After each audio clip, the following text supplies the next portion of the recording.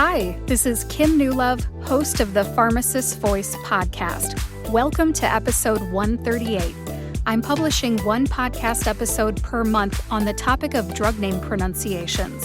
This new series started last month in February 2022. It's March 2022 now. If you missed the first episode, it was episode 134.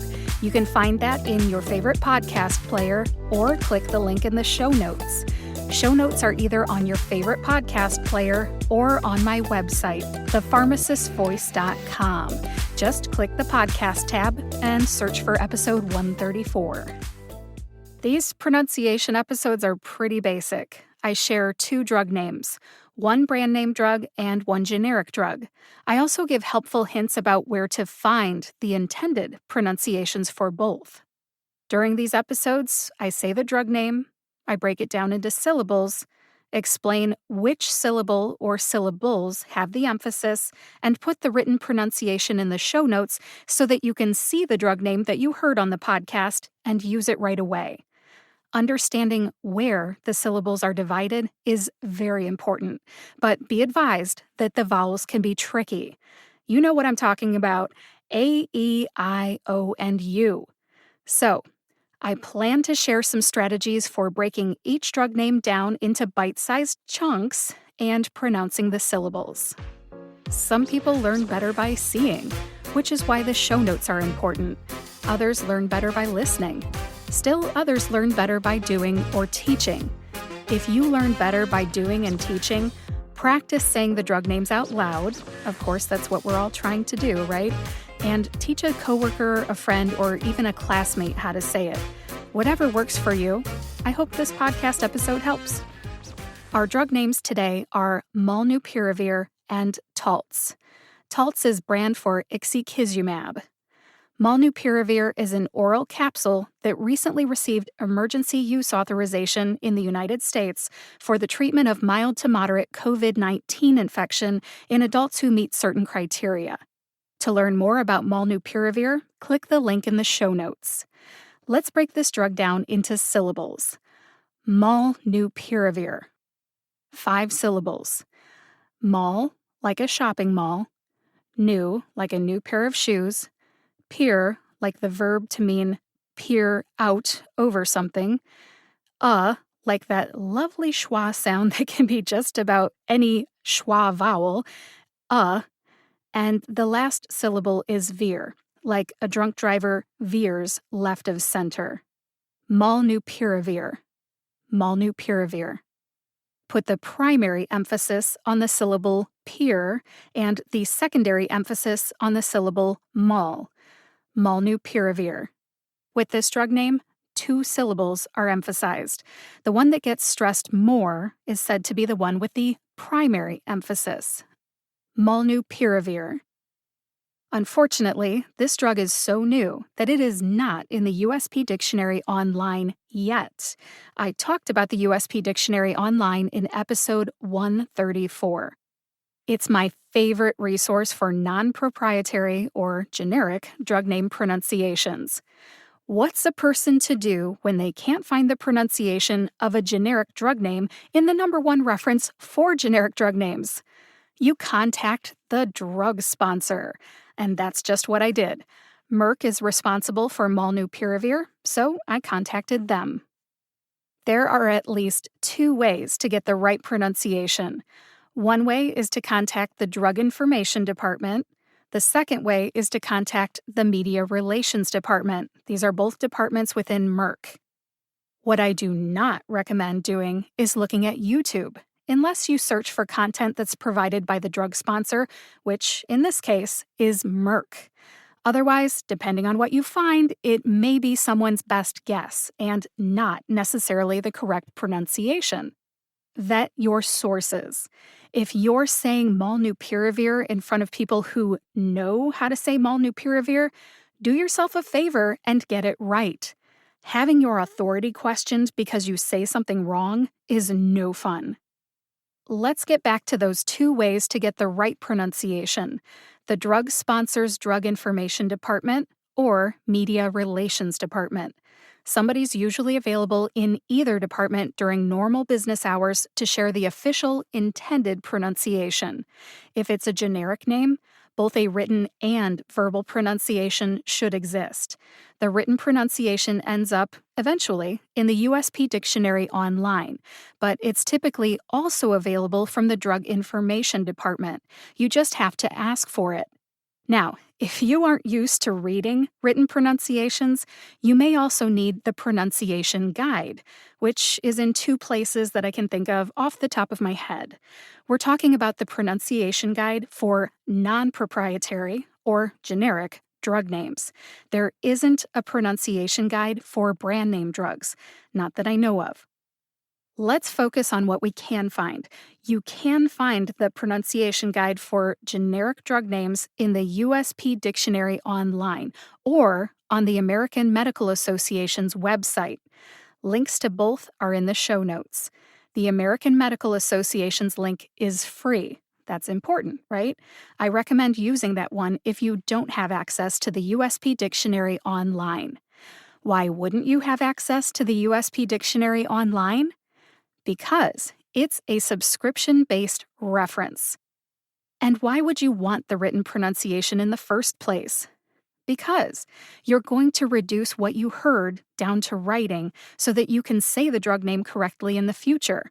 You can't listen to audio clips of drug names every time you need to say them. That just isn't practical.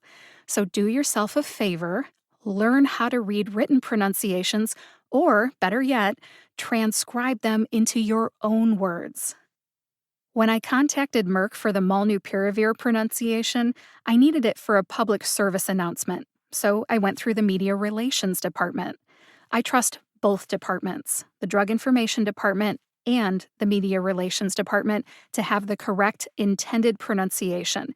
So if you need it, you can call either one of those two.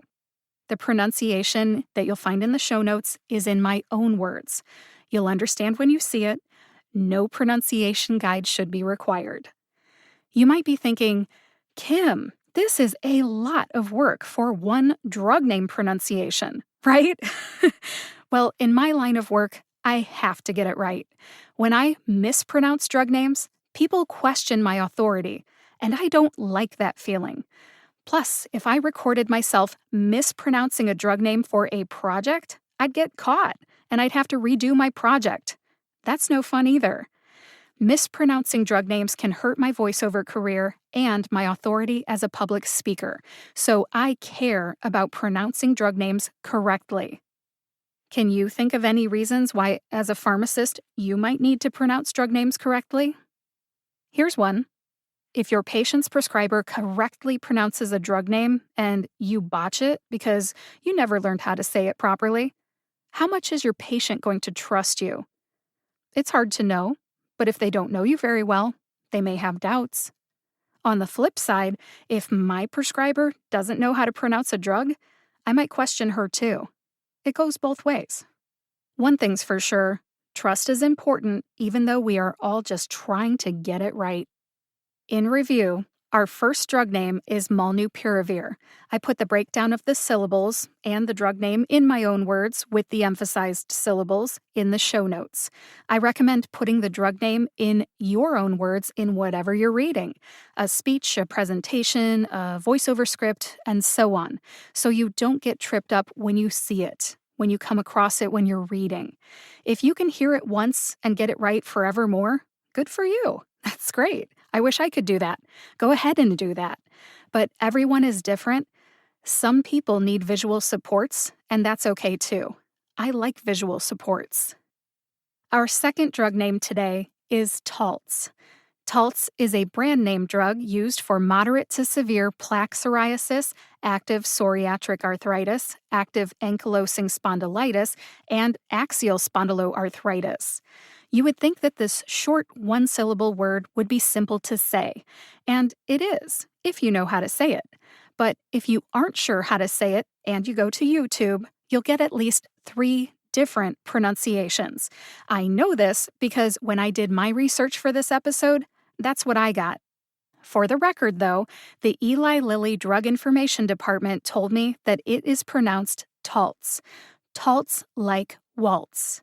But the various YouTube videos that I watched used the following three pronunciations: Taltz, Taltz, and Taltz. The correct pronunciation, again, is Taltz. Taltz like waltz. If you haven't caught on yet, YouTube is risky for pronunciations. YouTube is like a box of chocolates, in my own words. You never know what you're going to get. Do you remember that line from Forrest Gump? Life is like a box of chocolates. You never know what you're going to get. So that's what I say about YouTube. YouTube is risky for pronunciations. It is like a box of chocolates. You never know what you're going to get. So how can anyone just get the right pronunciation quickly so they can just use it and move on with their day? That's probably what you're thinking anyway. In this case, I think there are at least three options.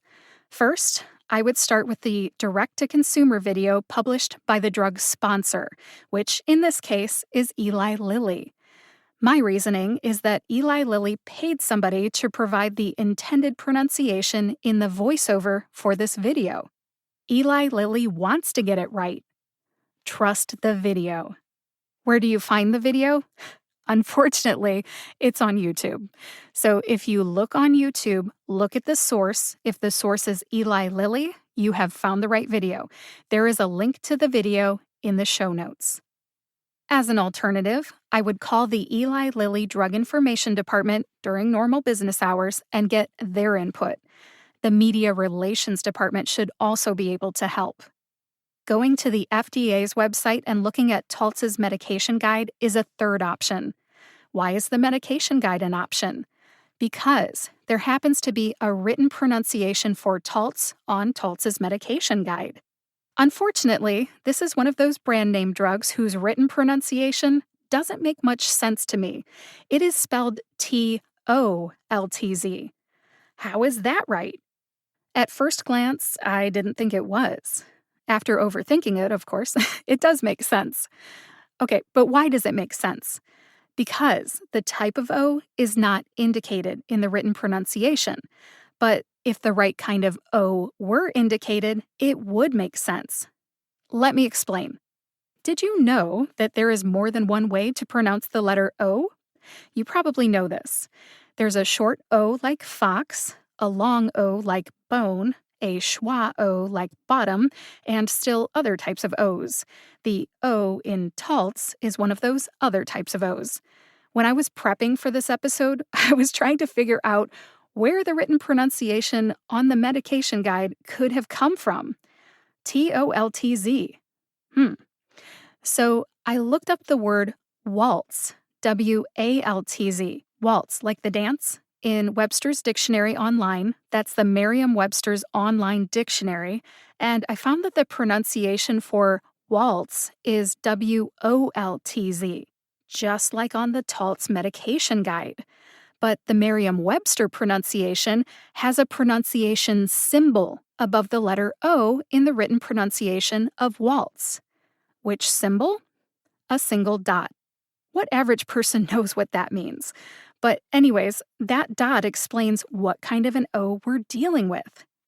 If you look at the pronunciation guide in the Merriam-Webster dictionary, you'll find an O with a single dot above it. Examples of that kind of an O are caught, saw, and all. Caught, saw, and all. Does that type of O make sense for the word waltz? Yes. Could that be right for Taltz, too? Absolutely.